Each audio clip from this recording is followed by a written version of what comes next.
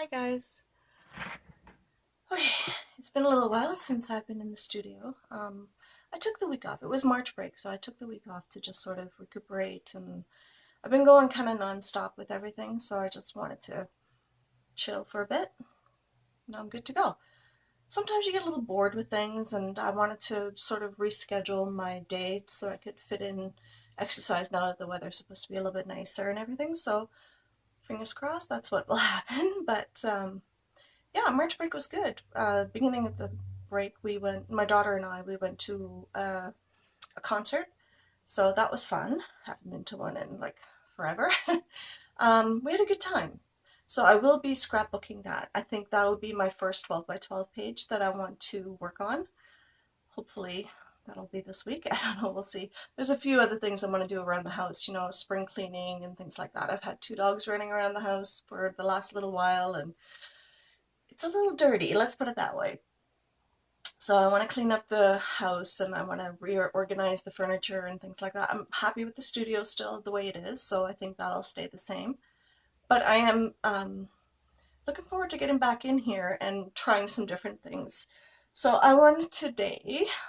today I wanted to break some scrapbooking rules. Not necessarily rules. I think sometimes we tend to set ourselves up for not failure necessarily, but for more difficulty than it needs to be. So, as much as we like everything to be perfect and precise and pristine, life is not like that. So, I wanted to do something completely different from how I normally do it, just to get the creative juices flowing and just sort of, get back into it again. So, that's what I did.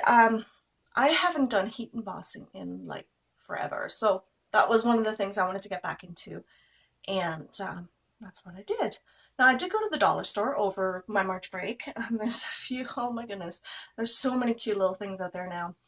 I had to really sort of, put the brakes on and say, okay, just the basics that I really, really would like, and then we'll go from there. So I'll show you a few things because I don't want to get too far ahead of myself here. So a few things was, oh yes, butterflies. So they had these they're just paper butterflies, but they're like a die cut. So I'll show you one up close.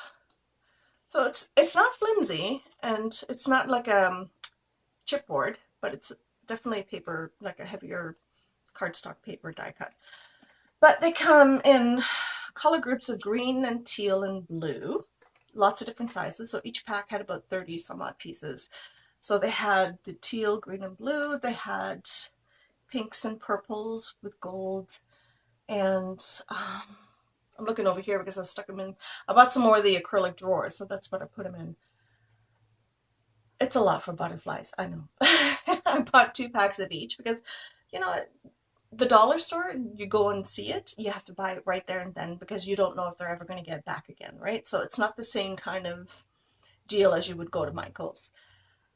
These are not brand name by any means, but they are craft supplies. But you don't know what's going to be there from one day to the next. So when you see it, you buy it. So I got the butterflies. They also come in orange and browns and the neutrals, so the creams and the whites and things like that. And then at my Dollar Tree, they had these Forever in Time chipboard die cuts.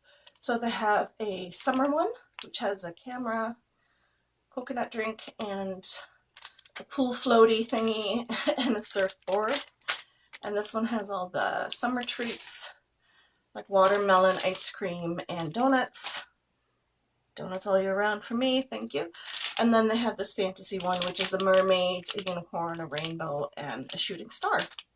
So cute. So I did try to color them. I did not use my Spectrum Noirs or my ink markers because I thought that would be, well, I did use some of it, not all of it. So I did get my watercolors out because I wanted to see if it would work. And it actually did not too badly. So I used my Jane Davenport ones. And then I just basically glooped it on there with my paintbrush, and then I wiped it off with the tissue. And then you have this sort of like artistically colored donuts, I guess. So And then I use my Spectrum Noir for the brown and the center there. So that's how I did those. You could obviously put embossing powder on these if you really wanted to. You could just leave it plain white. That's okay too. They are very cute. I did use a watercolor marker, but once you touch it, it could potentially rub off, so you have to be kind of careful. You could use permanent marker, of course. So, but I thought they were cute, so I was happy with those. But anyway, so I was going to do this card, and all I did was pour on a bunch of embossing powders, just randomly. Well, first I took my Versamark stamp pad and I just stamped it all over my paper, which, you know, you could do it either way. You can do a really nice, large, abstract kind of stamp, you know, like a border or, you know, some kind of flowery kind of thing. And you could do it that way too, but this is supposed to be a masculine kind of card, so I want to do something a bit more abstract, I guess you would call it. So I am out of breath. I need to exercise horribly quickly because this is not gonna bode well for me. Anyway, I use garnet, silver, and gold, and I just use the Stampin' Stuff basic. I've had these forever.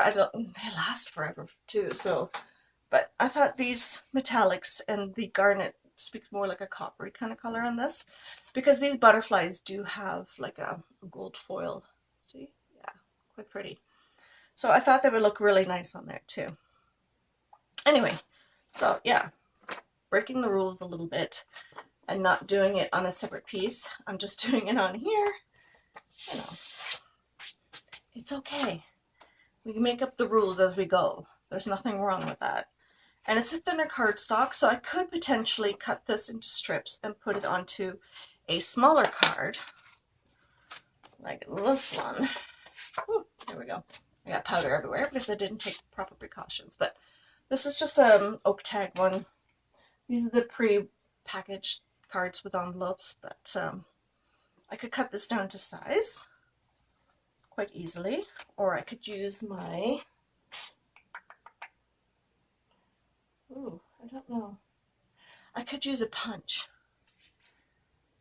Ooh, that'd be quite pretty. Let me get my circle punch. Hold on.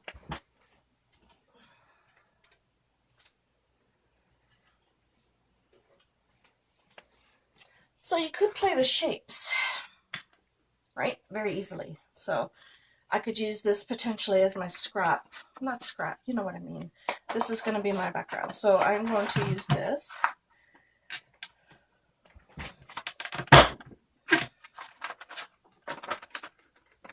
And it never works when you want it to.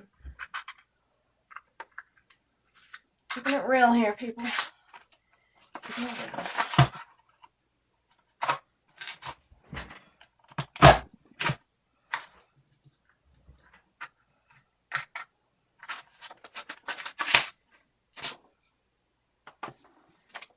And then you could do different sizes. So this one is a 1-inch one.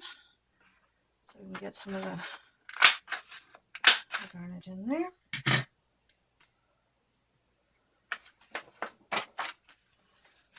Like I said, you could do potentially, you know, a whole sheet of cardstock with this and then go from there, which will work just as well.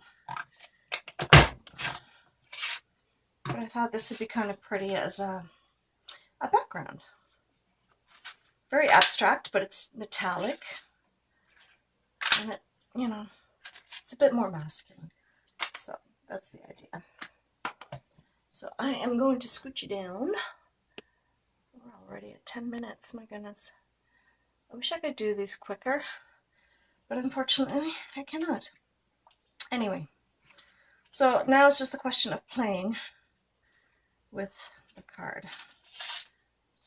So, I really like this one, but it almost speaks to me like the moon itself, you know what I mean?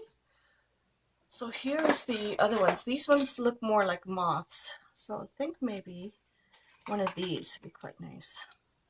It looks more like the moth. Ooh, that's pretty. Yeah, and you could put the sentiment on there. Alrighty. As you can see, my desk is already a mess, and I've only just started in the craft room today, so yeah, there's that. And half the fun of being in the studio is just making a mess again. Now you could obviously, you know, emboss your, like dry emboss your card. You could even put another piece of paper on here if you wanted, but I wanted to keep it simple. So I want to put that off to the one side. And then I'm going to put my butterfly, or my moth, I guess, in this case. See, some of these have some really pretty foiling on them. So it's whatever you want to do.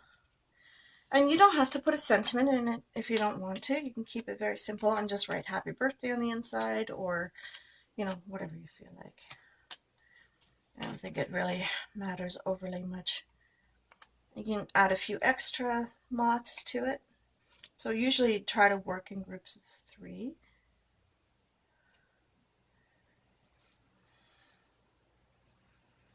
And then what you can do is you can make it more 3D and just sort of fold it and have that little edge there.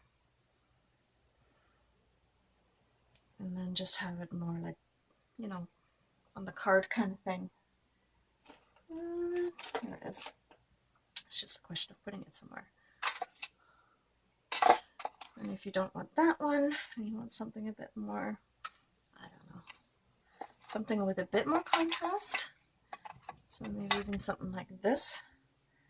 Oh, it's quite cute, but we'll keep it monochromatic this time around. Try to store this one upside down so it's usable.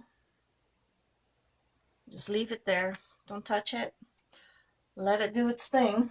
And if you wanted to, you can put one of these on there. You know, the Tim Holtz I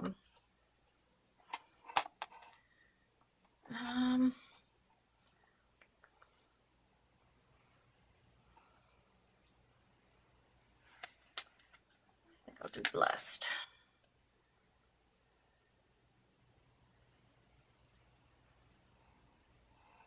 Try to keep the grouping together as much as possible so that it reads as one. So like that. Simple, but effective, I think. And I could always put another one of these on the inside with a sentiment on the inside. But I think that would work quite nicely. So, yeah. Like I said, you know, these butterflies were at the dollar store last week. So, if they're still at some of the other Dollaramas, I'm not entirely sure.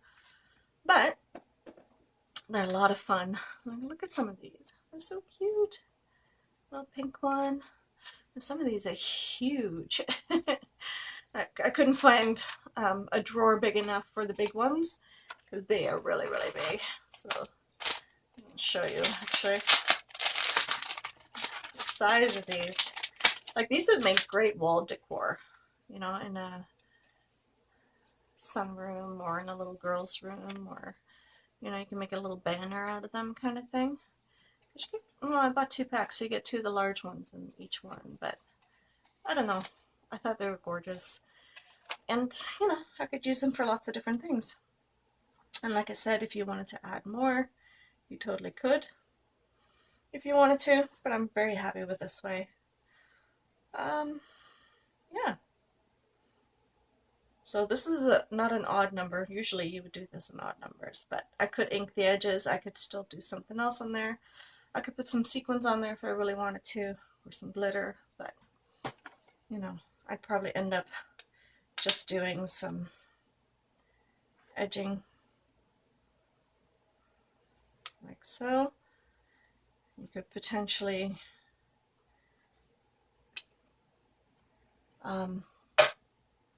dry emboss, but I don't know. I think this works just as well as any other. Oh, there we go. I was looking everywhere for these. But I tend to do my little edges and stuff like that. So.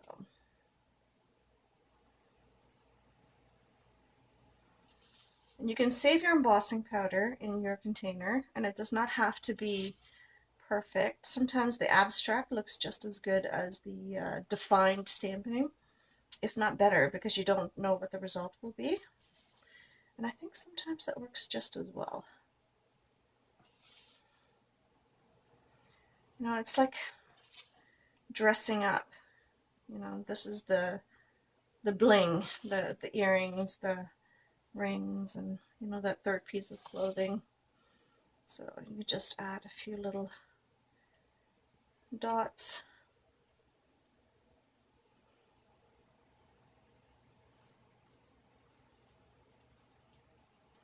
Just add that little bit of something to the background.